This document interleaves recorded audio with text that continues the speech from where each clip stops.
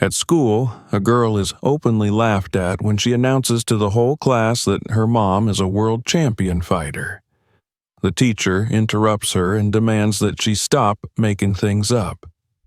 But a few minutes later, the classroom door swings open and a woman the whole world recognizes enters the room.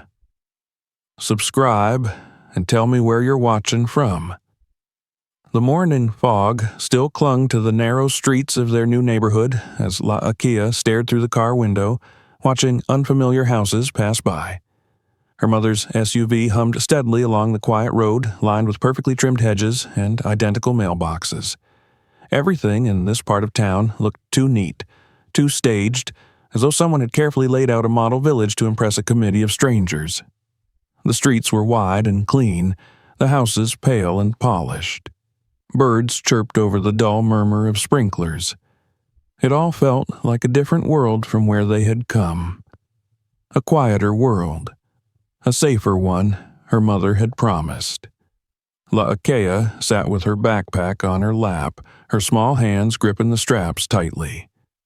Inside was a neatly packed pencil case, a new composition notebook, and her lunchbox, items she had carefully organized the night before, just as her mom had taught her. This was her first day at Hawthorne Academy, a private school known for its rigorous academics and long waiting list. It wasn't the kind of place where kids like her typically ended up. But her mom had insisted this was where she needed to be now, somewhere no one would know her, somewhere she could just be a kid. "We're almost there, sweetheart," her mother said gently, glancing over with a tight smile. Ronda Rousey, the woman the world knew as a fighter, a champion, a symbol of unshakable will, looked every bit the regular mom this morning. Her hair was tied back in a ponytail, she wore a plain hoodie, and her eyes were soft with concern. "You remember what we talked about?" Laakea nodded, though her stomach was turning. "Keep my head up, be polite, don't let anyone push me around. That's my girl." Rhonda reached over and squeezed her daughter's hand. "You don't have to prove anything to anybody today. Just be yourself. That's enough." They pulled up to the circular drive in front of the school. A tall, white building with red brick accents and ivy climbing the walls stood under a pale blue sky. Children in uniforms clustered near the steps, laughing and chatting in small groups. Parents in sleek cars dropped off their kids and barely looked up from their phones. Laakea swallowed hard as she stepped out. She wore the school's required uniform, a navy skirt, white blouse, and blazer, but somehow she still felt different, not just new, out of place. She waved goodbye to her mother and forced herself to walk up the steps, her spine stiff with the effort not to turn around. The school smelled like floor wax and old books. A receptionist with thin glasses greeted her with a rehearsed smile and handed her a laminated map of the school and her schedule. Homeroom was in room 204 with Mrs. Brenner. She found the room after taking 2 wrong turns and walked in a few minutes before the bell. The classroom was bright and orderly. Desks stood in neat rows and motivational posters lined the walls. A few students already sat chatting in low voices. None of them looked up when she entered. Mrs. Brenner, a tall woman with tight curls and a clipboard in hand, gave her a nod and motioned toward the back of the room.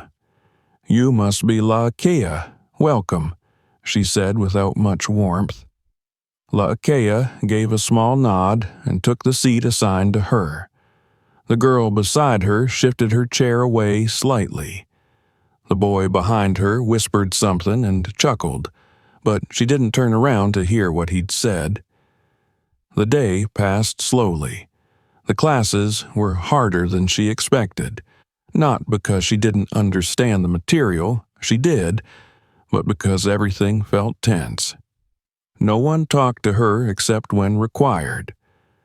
When she raised her hand to answer a question, Mrs. Brenner barely acknowledged her. During lunch, she sat at the end of a long table where no one joined her.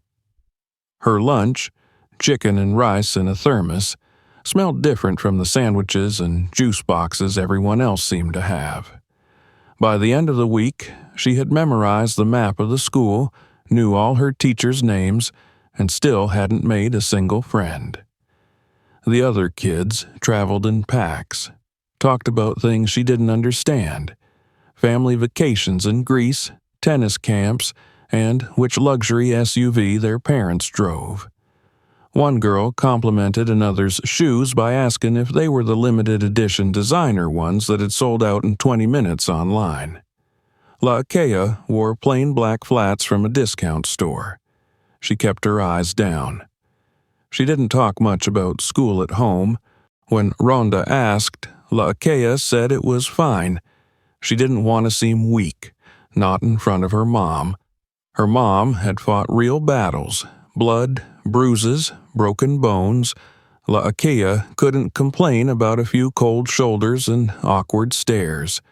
But every night she stayed up a little later than she should, drawing in her notebook or reading old fight magazines she wasn't supposed to have. She clipped pictures of her mom in the ring, not just the glamorous ones with victory poses, but the raw shots, sweaty, focused, unflinching. Her mom had always told her, the real strength is staying true to yourself when it would be easier to fade into the background. One afternoon in early October, Mrs. Brenner announced a new assignment. "We'll be doing a project called Family Heroes," she said, writing the title on the board in large, swirling letters. "Each of you will prepare a short presentation about someone in your family you admire. It can be a parent, a grandparent, even a sibling. Think about what they do, what they've accomplished, and what they've taught you. This is your chance to share your story." A murmur of excitement swept through the class. Some kids immediately began whispering to each other. Laakea stared at the board, her stomach tightening. She didn't need to think hard about who her hero was. That had always been clear, but she wasn't sure if she was ready to say it out loud. At home that night, she sat on the living room floor sorting through a shoebox full of keepsakes. Photos of her mom in training, medals, old clippings from sports magazines. Ronda walked in and saw the box open, the contents spread around like puzzle pieces. "You thinking about the project?" her mom asked. Laakea nodded slowly. "Everyone else is going to talk about doctors, lawyers, or, I don't know, people who run companies, not fighters." Ronda sat beside her, cross-legged on the rug. She picked up a photo, one of her younger self with a busted lip, holding a gold belt high above her head. "You don't have to talk about me if you don't want to. You can pick someone else. I won't be offended. But you're my hero," Laakea said quietly. "You always have been." Ronda smiled and her eyes softened. "Then don't let them take that from you. If they don't understand, that's on them, not you." They spent the evening building a presentation together. Laakea chose 5 photos. Her mom on the Olympic podium inside the cage during her UFC debut, holding her when she was just a baby, and 2 others that captured quiet, behind-the-scenes moments, lacing up her gloves, comforting a young fan backstage. They printed captions, wrote a speech, and even found a replica of one of her mom's old medals to bring in. Ronda let her borrow it under strict instructions to guard it with her life. In the days leading up to the presentations, Laakea rehearsed her speech in her room. She practiced in front of the mirror, trying to speak clearly and with confidence. She knew her story was different, but it was real. Her mom had fought for everything they had, not just in the ring, but in life. She had come from nothing and made a name for herself on her own terms. That was something to admire. That was something to be proud of. But the night before the presentation, doubt crept in. What if no one believed her? What if they laughed? She stared at the photos on her desk, trying to summon the same courage her mom always seemed to carry so easily. Her fingers trembled as she packed her folder and the medal into her backpack. The next morning dawned gray and cold. Her mother drove her to school in silence. As they pulled up, Rhonda turned to her. "No matter what happens in there," she said, her voice low and serious, "you're telling the truth. That matters. Don't let anyone make you feel small for it." Laakea nodded, her lips pressed together in a thin line. She climbed out of the car, the weight of the medal heavy in her bag. Her palms were sweaty, her breath shallow, but she kept walking. She was ready to speak. She just didn't know how ready the world was to listen. The day of the presentations arrived under a crisp autumn sky. The air was tinged with the scent of turning leaves, and yellow and orange crowns rustled above the narrow courtyard where the students usually gathered before the morning bell. But on this particular Friday, the courtyard was nearly empty. Instead, most of the students and parents crowded into the school auditorium, a clean, well-lit space lined with maroon velvet curtains and framed photos of past academic teams and performing arts productions. There was a light buzz of anticipation in the air. The Family Heroes Assembly was a well-known tradition at Hawthorne Academy, and parents were encouraged to attend and support their children as they spoke about the people they admired most. It was meant to be a celebration of character, courage, and connection. But for Laakea, it felt like an invisible test. She stood backstage with the other students, clutching her manila folder tightly against her chest. Her fingers traced the edges of the photos inside. Her mother, beaming in victory, crouching to wrap her arms around a sobbing young fan, gripping the ropes of the cage after a grueling title defense. Each image was more than a picture. It was a piece of their life, of her truth. And yet, in this moment, they felt like a fragile shield she wasn't sure would hold up once she stepped into the light. Mrs. Brenner stood near the podium, clipboard in hand, giving final instructions to the student speakers. She didn't look at Laakea as she spoke, but her words cut clear and cold. "Remember, everyone, keep it factual. This isn't a place for fairy tales or exaggerations. We want to hear real stories from real lives." Laakea swallowed hard. Her heart pounded against her ribs, fast and nervous. She tried to remind herself of her mother's words. "You're telling the truth. That matters. Don't let anyone make you feel small for it." The assembly began with a cheerful welcome from the principal, who made a few jokes about how proud the school was to see the next generation of leaders honoring those who shaped them. Then the presentation started. One by one, students stepped onto the stage, each greeted with polite applause. A boy named Trevor spoke proudly of his grandfather, a retired aerospace engineer who had worked on satellite systems. A girl named Ava beamed as she described her mother, a pediatric surgeon who saved babies' lives. Another student shared stories of her father, a tech entrepreneur who'd launched a successful app during the pandemic. The room responded warmly to each tale, clapping and smiling as the proud parents stood for recognition. When Mrs. Brenner called Laakea's name, a small ripple of whispering passed through the student section. Laakea felt her spine straighten as she stepped onto the stage, her shoes clicking softly against the polished wood.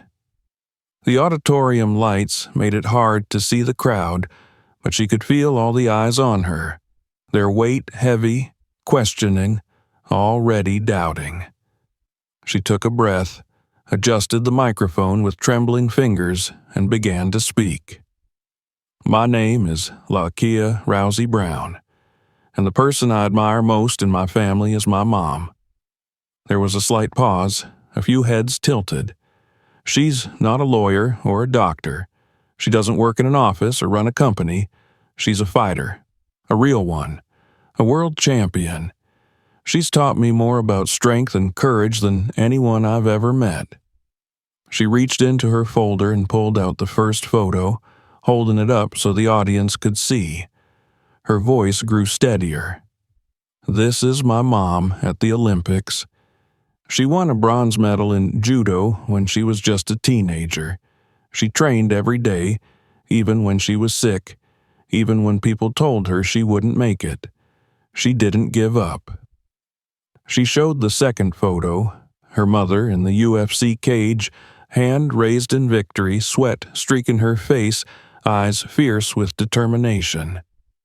She became the first ever women's champion in the UFC. People told her women didn't belong in that sport. They said it was too violent, too brutal. She proved them wrong.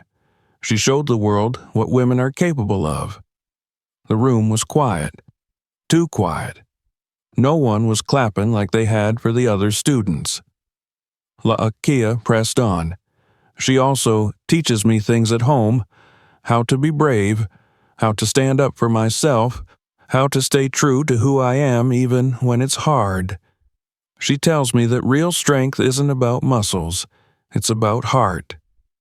She lifted the replica medal from her bag and held it high. "She gave me this to remind me that winning isn't always about trophies. It's about surviving, about showing up, even when you're scared." Her voice trembled slightly at the last sentence, but she held her ground. She looked out over the auditorium, scanning for any sign of reaction. A few faces looked puzzled. Some students exchanged glances. A group of girls in the third row stifled giggles. Then Mrs. Brenner stepped up beside her. She placed a hand on the microphone and offered La'Akea a polite, almost condescending smile. "Thank you, La'Akea. That was creative," she said, her voice carrying clearly through the room. "Though next time let's try to keep our stories grounded in reality. This is about real family heroes, not celebrities or fictional tales." The words landed like a slap. A hush fell over the auditorium, followed by a wave of snickering. Someone in the student section whispered loudly, "Who does she think she is?"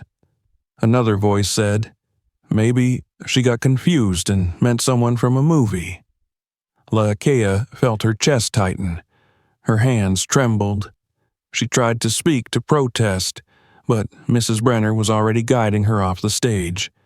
"That's enough, dear. Let's not get carried away." Back in her seat, La'Akea sat frozen. Her eyes burned. The medal in her lap felt like a weight she could barely hold. She heard the whispers around her, felt the stares. Her name popped up in the class group chat moments later, followed by an edited photo of her mother's face pasted onto a comic book hero's body with the caption, "When fiction becomes delusion." Another message read, "Next time, try someone real." She didn't cry, not yet, but something inside her curled up tight like a flower shrinking away from the cold. After the assembly, she walked through the halls like a ghost. No one spoke to her. A few students pointed and laughed. One girl imitated her speech in a mocking tone as she passed by. That afternoon, she barely spoke on the ride home. Ronda asked how it went, but La'Akea only shrugged and said, "It was fine." She couldn't bring herself to tell her mother what had happened. Not because she was afraid of her reaction, but because she didn't want her mom to feel hurt. She didn't want her to know that the world still refused to believe in her, even through her daughter's eyes. That night, she sat in bed staring at the ceiling, the photos from her presentation spread across her blanket. Her mother knocked softly and stepped inside. "You okay?" La'Akea nodded. "Want to talk about it?" She hesitated, then shook her head. Rhonda sat on the edge of the bed and gently touched her daughter's shoulder. "You don't have to say anything if you're not ready," she said softly, "but just know, whatever happened today, whatever they said, it doesn't change who you are, or who I am, or what we've been through." Laakea nodded again, her eyes stinging with the tears she refused to let fall. She rolled over and pulled the blanket to her chin, silent and still. When the door closed behind her mother, she let the tears come. Not loud, not messy, just quiet and steady like rain on a roof. The next few days were no better. In class, Mrs. Brenner ignored her completely. In the cafeteria, the mocking continued in hushed tones. Online, her classmates shared memes and jokes at her expense. Some parents even commented on the school's private social network, saying they were concerned about the kind of values some children were being taught at home. And still, Laakea said nothing. She carried the weight of humiliation like armor. She walked through each day with her chin up, her eyes forward, her fists clenched tight at her sides. She didn't lash out. She didn't cry in public. But she felt something inside her start to shift, something slow and deep, like the rumble before an earthquake. She was tired of hiding, tired of pretending, tired of being told that her truth didn't belong. She didn't know what would happen next, but she knew one thing. She wasn't done. Not yet. For days, Laakea drifted through school as though she were suspended in glass, moving but untouched, visible but unreachable. The humiliation from her presentation clung to her like a second skin. Everywhere she turned, she felt the weight of stares, the prick of whispered jokes, and the silence of teachers who looked right through her. Even those who weren't openly cruel responded with indifference, the kind that cut deeper than words. They had already placed her in a box: fantasist, exaggerator, liar, and in a place like Hawthorne, once the lid was closed, it rarely opened again. But at home, the energy was different. Her mother hadn't pressed her for details, but she had seen the change, how Laakea spoke less, smiled less, moved with the subtle tightness of someone trying not to draw attention to herself. Rhonda didn't ask. She observed, and she waited. That was her way. She never forced her daughter to share, but she knew when to lean in, when to offer space, and when to act. What Laakea didn't know was that weeks earlier, Rhonda had received a call from the school principal, Mr. Keene, inviting her to be a surprise guest speaker at the Family Heroes event. It had been his idea, to end the assembly with a powerful figure whose story could inspire the students. Rhonda had hesitated. She didn't crave public stages anymore, not like she used to. Her days of chasing headlines were behind her, but when he'd mentioned it was about showing students the many forms strength could take, she agreed on one condition: her name wouldn't be announced. She wanted it to be a genuine moment, not a photo op. Mr. Keene had kept his promise. The day of the final assembly arrived under a gray sky. A brisk wind stirred the red and gold leaves across the campus, sweeping them into corners like forgotten notes. Inside the auditorium, the atmosphere was stiff and ceremonial. The student body had gathered again, this time joined by more teachers and a handful of parents who hadn't been able to attend the earlier presentations. The event was framed as a wrap-up celebration, a chance to reflect on the meaning of family, courage, and contribution. Laakea sat in the audience, her shoulders hunched slightly, her eyes focused on a point just below the stage. She had considered pretending to be sick to avoid the event altogether, but something in her refused to give the school, or anyone in it, the satisfaction of her absence. She would sit, endure, and disappear again. That was the plan. Mrs. Brenner stood at the podium, perfectly composed as always. She wore a navy blazer with a silk scarf knotted at her throat and held her clipboard like a badge of certainty. Her voice, crisp and confident, echoed off the auditorium walls. We want to thank all of our students who participated in the Family Heroes project this year. Your presentations reminded us of the many forms leadership can take, from the sciences to the arts to community service. We've heard from children of physicians, engineers, entrepreneurs. You've all made your families proud. There was polite applause, scattered and formal. She paused, her eyes skimming the audience until they landed on Laakia's section. Her smile tightened and she added, "And, of course, we had some imaginative contributions as well." While we encourage creativity, we also want to remind our students of the importance of distinguishing between aspiration and reality. A few students chuckled. Someone near the back whispered something that earned another round of stifled laughter. Laakia's cheeks burned. She looked down at her lap, fingers curled into fists. Mrs. Brenner turned back to the microphone. "Now, before we conclude, Principal Keene has arranged a special guest, a parent from our community whose story embodies strength, resilience, and personal growth. I'm sure we'll all find it enlightening." She stepped aside. For a moment, the room was still. Then the double doors at the rear of the auditorium opened with a quiet click. Ronda Rousey walked in. She moved with the easy, grounded grace of someone who had learned to carry herself through storms. She wore simple jeans, a dark green jacket, and her hair was pulled back into a loose braid. No entourage, no spotlight, just presence. Solid, undeniable. The auditorium froze. Students turned in their seats. Parents leaned forward. Teachers stared. A low murmur ran through the crowd like a wave of recognition catching speed.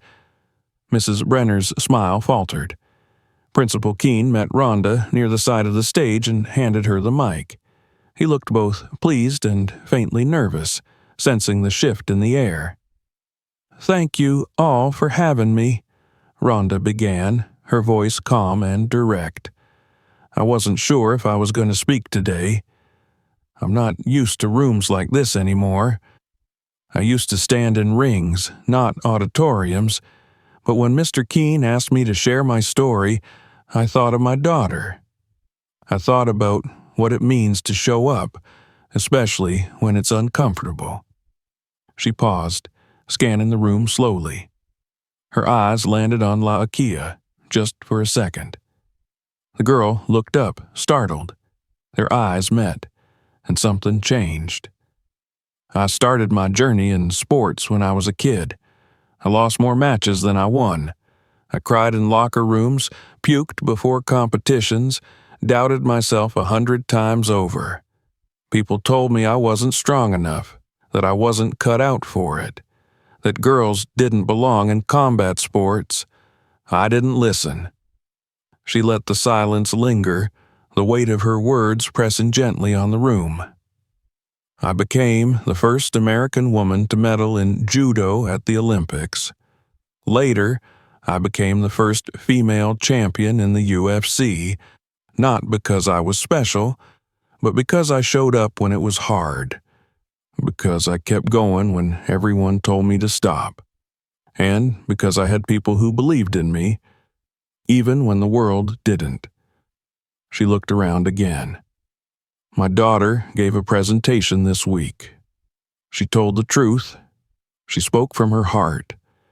And some people thought her story was too wild to be real, too extraordinary to be true. But the truth is, the most extraordinary people often walk right past us without us knowing who they are. They sit beside us in class. They stand in line behind us at the store. They look like everyone else until the moment they stand up." A hush fell across the room. Laakia stood up. She told her truth, and I'm here to tell you, every word she said was real. I'm her mother. I'm the fighter in those photos, and I couldn't be more proud." The silence shattered into applause, not scattered, but thunderous, not polite, but alive. La'Akea sat frozen for a moment. Then, slowly, something unfurled in her chest. Her hands relaxed. Her breath deepened. She looked around and saw for the first time eyes that weren't mocking her. They were wide with surprise, yes, but also respect. Ronda stepped off the stage. Students leaned to one another in shock. Parents whispered. Teachers exchanged stunned glances. Mrs. Brenner's face was pale, her smile rigid. Principal Keene returned to the microphone, his tone careful but sincere. "Thank you, Miss Rousey. That was powerful, and an important reminder that strength doesn't always look the way we expect. That concludes today's assembly. Students, please return to your homerooms." The room began to stir, but no one rushed to leave. Conversations broke out in clusters. Several students turned to La'Akea, curiosity now replacing dismissal. A girl named Eliza approached her hesitantly. "Hey, was that really your mom?" La'Akea nodded, her voice quiet but clear. "Yeah, she's awesome." And just like that, something small but irreversible shifted. Hallway chatter that afternoon was different. Her name still came up, but not in the same tone. Instead of mocking, there was awe. Disbelief had become intrigue. The same classmates who had rolled their eyes at her story now replayed it like gossip, marveling that they had a real champion's daughter sitting among them. That evening, at home, La'Akea stood by the front window as the sky darkened into lavender and slate. Her mother sat at the kitchen counter, peeling an orange. "Why didn't you tell me you were coming today?" La'Akea asked finally. "I figured you had enough to worry about," Ronda said with a smile. "Besides, I wanted to make sure you saw it first, that it was real, that you weren't crazy for believing in yourself." La'Akea walked over and wrapped her arms around her mother's waist. For a long time, neither of them said anything. They didn't need to. The next morning at school, things felt unfamiliar in a new way. Not hostile, just different. She still sat at the edge of the cafeteria, but this time someone asked if they could sit with her. Then another. During gym class, one of the girls who had laughed during her presentation asked almost shyly, "Does your mom teach you to fight?" La'Akea nodded. "A little." "You think you could show me sometime?" She paused, then said, "Maybe." By the end of the week, Ronda received an email from Principal Keene. A few students, inspired by her visit, had expressed interest in learning more about martial arts and self-defense. Would she consider helping the school start an after-school confidence and fitness program? She forwarded the email to La'Akea with a single line, "Your move, champ." La'Akea sat with it for a long time. Then she began to write a reply. The air in the small converted barn behind their house carried the crisp, earthy scent of old wood, worn leather, and dust stirred by movement. Shafts of golden afternoon sunlight filtered through the high windows, illuminating floating motes as La'Akea stood barefoot in the center of the matted floor. Her stance was wide, her knees bent slightly, her fists raised. Across from her, Ronda circled with a quiet intensity, arms folded, observing. No words. Just the sound of their breath and the occasional creak of the beams above. It had been 4 days since the assembly, 4 days since everything shifted. La'Akea still wasn't entirely sure how to process it. At school, the whispers hadn't vanished, but they had softened. The mockery had curdled into curiosity. And though no apologies were spoken outright, the subtle changes spoke louder. An offered seat in the cafeteria, a shared pencil in class, a nod of acknowledgement in the hallway. The same students who had laughed at her were now watching her with different eyes. But it wasn't validation she was chasing anymore. Something had woken inside her. Not anger, exactly, though it had started that way. Not pride, either. It was something deeper, something steadier. A need to find out who she really was when no one else was looking. And she knew there was only one way to do that. She'd asked her mother to train her, not just to teach her a few moves or give her something to do after school, but to train her for real. The way fighters trained, the way champions were made. Ronda had stared at her for a long moment after the request, then simply said, "Okay, we start tomorrow." Now, as La'akea dropped into a deeper squat, her muscles already trembling from the endless repetitions, she understood what that "okay" had truly meant. It wasn't just punching. It wasn't even fighting. It was showing up every day. It was hurting and going on.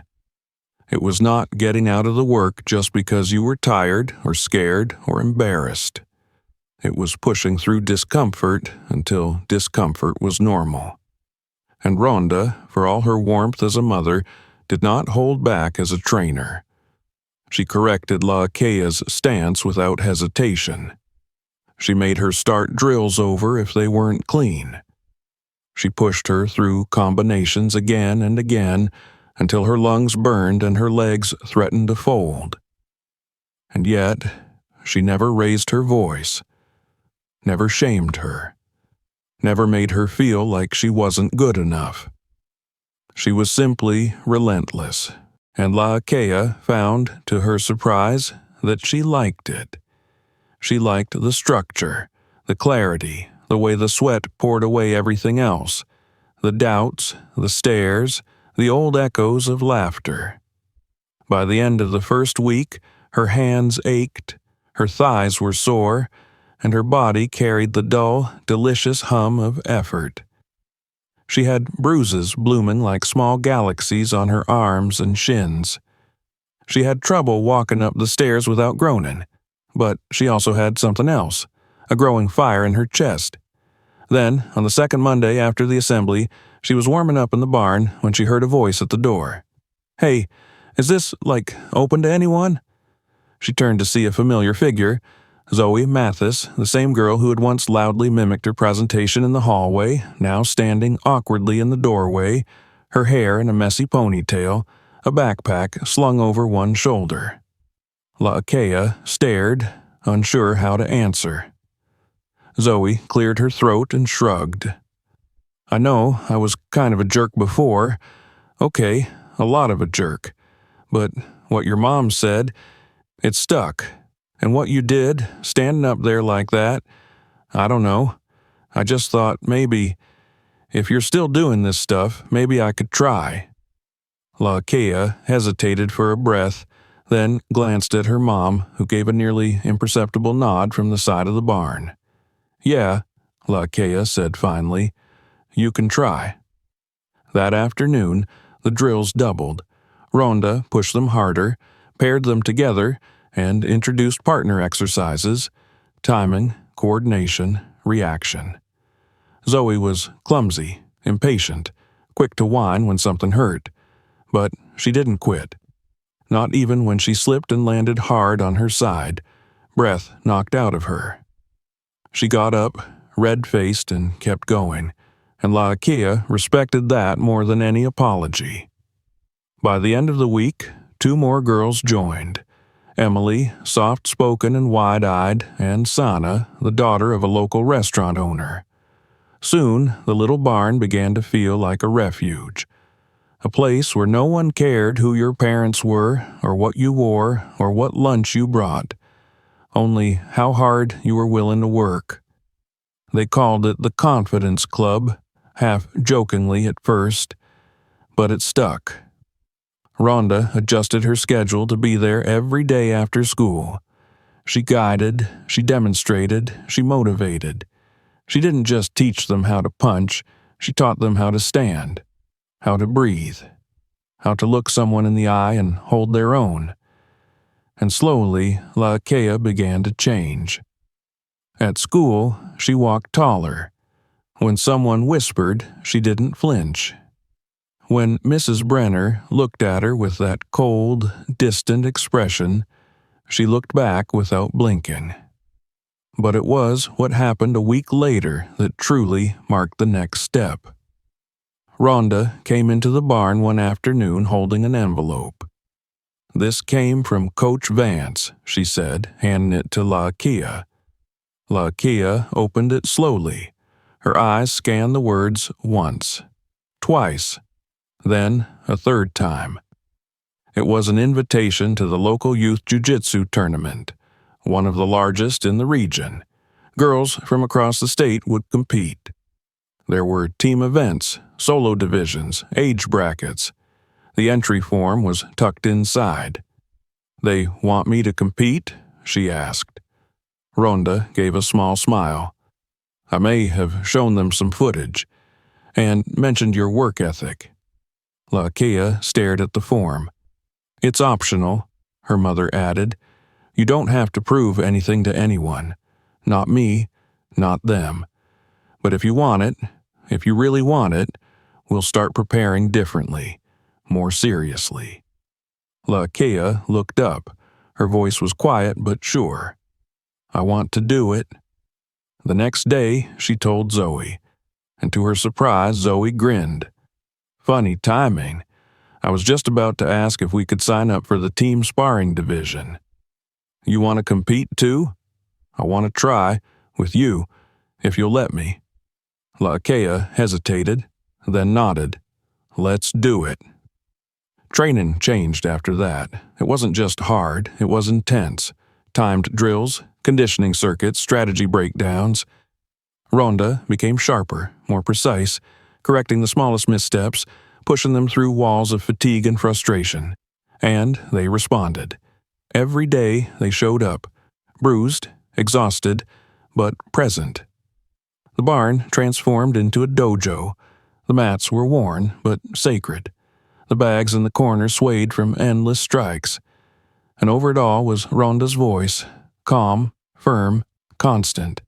And in the spaces between the sweat and soreness, a bond formed.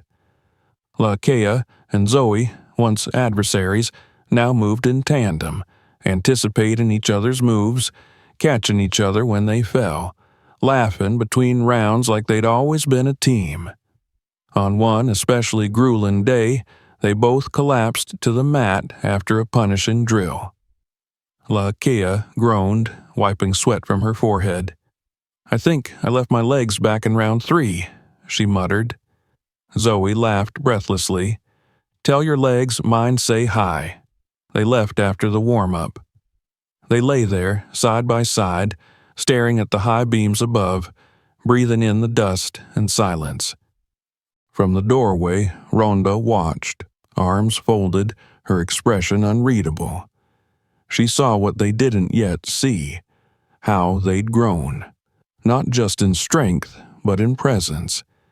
How they carried themselves now without apology. How they held space, not because it was given, but because they'd earned it. Later that evening, Laakea sat on the porch, legs aching, arms limp, the invitation form still folded in her hoodie pocket. The wind whispered through the trees, carrying the scent of pine and dirt. Her mother stepped out, 2 cups of tea in hand. She handed one to her daughter and sat beside her. "You ready for this?" Laakea stared out into the growing dusk. "I don't know," she said truthfully, "but I want it." Rhonda nodded. "Then we'll get you ready." She sipped her tea and added, almost absently, "Just remember, this isn't about beating anyone else. It's about meeting yourself in the hardest moment and not looking away." Laakea didn't answer, but deep down she understood.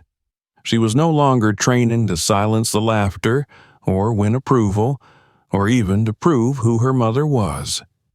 She was training to meet herself. And for the first time in her life, she was beginning to believe she was worth meeting. The morning of the tournament dawned with a quiet, electric tension in the air. A low layer of fog blanketed the hills, softening the edges of the world and muting the familiar landscape that rolled past the car windows. Laakea sat in the back seat beside Zoe, both dressed in matching white G's with their belts tied tightly around their waists. Neither girl spoke much during the drive. There was no need. The silence between them wasn't empty. It was heavy with focus, breath, and memory. Each thought looping back to the hours spent on the mats in the barn, the bruises earned like badges, the pain worn like armor. Ronda drove without music, her gaze steady on the road, one hand on the wheel, the other resting on her thigh. She didn't speak either. Her presence was grounding enough.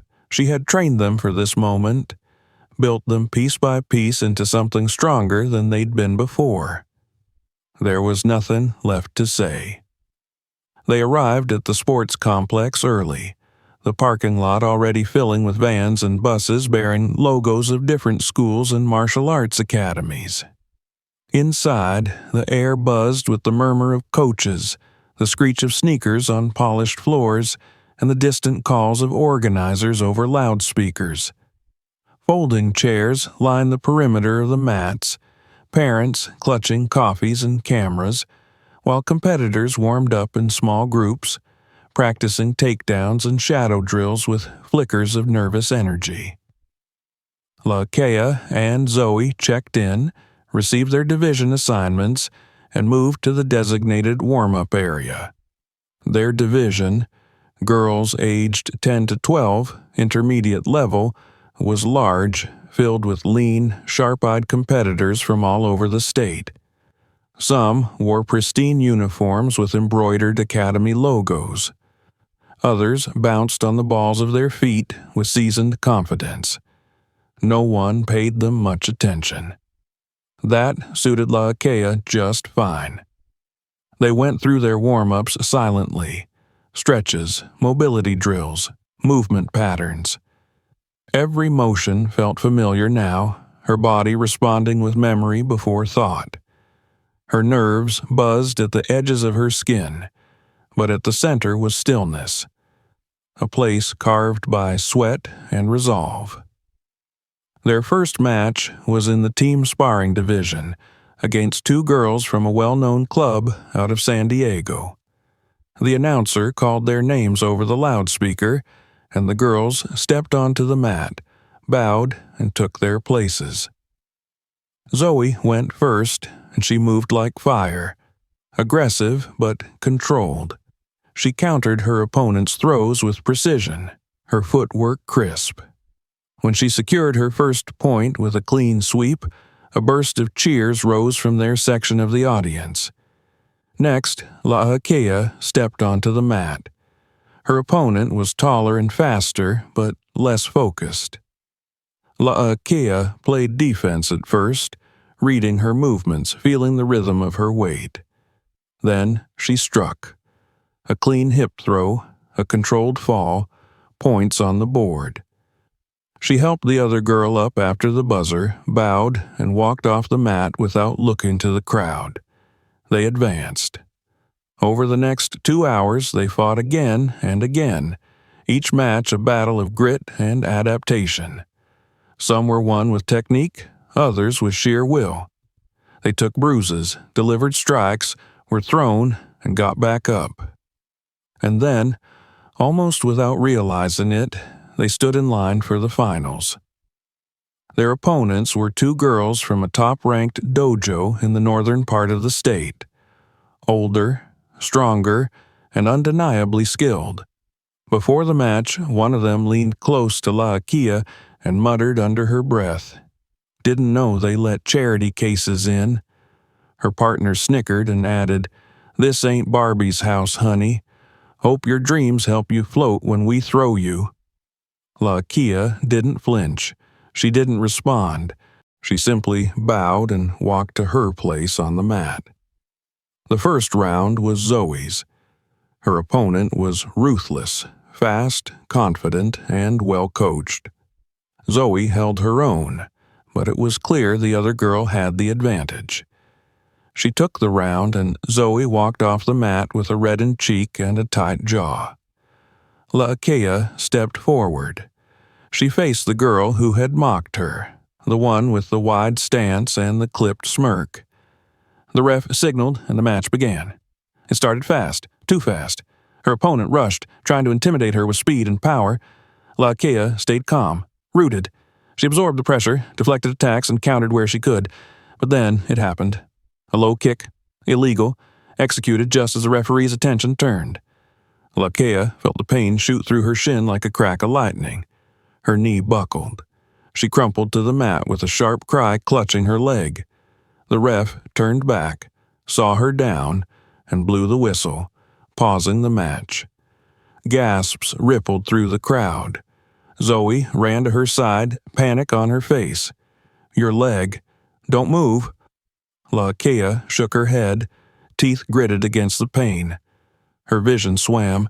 Her breathing was shallow, but her eyes burned. She looked across the mat at her opponent, who now stood with arms crossed, waiting for the match to be called in her favor. A part of her wanted to stay down, to let it be over, to let the injury be the end. But then she heard her mother's voice, not in her ears, but somewhere deeper, etched into her bones. "You don't quit when it's hard. You fight different when it's hard." Laakea slowly, painfully pushed herself up. She stood on one leg, the other barely touching the mat. The referee hesitated, eyeing her warily. "I'm fine," she said hoarsely. "I can continue." There was a pause. Then the whistle blew again. The crowd leaned forward. The gym went silent, except for the sound of sneakers on mats and the buzz of adrenaline. Her opponent came in fast again, sensing weakness. But this time, Laakea moved differently. She shifted her weight, used the pain as a signal, not a stop. She baited the girl in with feints, waited for the overreach, and then she struck. A spin, a pivot on the good leg. The roundhouse kick she had practiced 1,000 times. Clean, swift, brutal. Her heel connected with the side of her opponent's head, snapping it sideways. The girl dropped. The gym erupted. A wave of cheers and stunned gasps surged through the air. The referee dove between them, checking the fallen competitor, then raised his hand. "Victory!" Zoe screamed in shock and joy, rushing to catch Laakea as she nearly collapsed again. They hugged on the mat, breathless and weeping and laughing all at once. Around them, the crowd stood and applauded. It wasn't just a win. It was a moment. Later, as medics checked her leg and confirmed a likely fracture, someone wheeled over a chair. Laakea refused it. She leaned on Zoe, limping, one arm around her teammate's shoulders, and climbed the steps to the podium. They stood at the highest tier, gold medals placed gently around their necks. The national anthem played over the speakers. Flashbulbs popped. Coaches clapped. Parents wiped their eyes. Laakea raised her medal into the air, her hand trembling but sure. Then she looked up. Far back in the bleachers, wearing a cap pulled low and a hoodie zipped high, Ronda Rousey stood. She didn't cheer. She didn't wave. She simply clapped, slow, firm, proud. Their eyes met, and that was all she needed. That night, back home, the house was quiet and dim. Laakea lay on the couch with her leg propped up on pillows, wrapped in gauze and ice. Her tournament gia had been traded for oversized pajamas, but the fire in her eyes still smoldered. Ronda sat beside her, gently rubbing salve into her bruised calf. "This is gonna sting," she warned. Laakea winced. "You said sting, not burn through my entire soul." Ronda chuckled. "You're lucky it's just your leg and not your mouth that's broken." She paused, brushing back a curl from her daughter's face. "You're a little mule-headed maniac, you know that?" Laakea grinned through the ache. "I learned from the best." Ronda gave her a long, quiet look.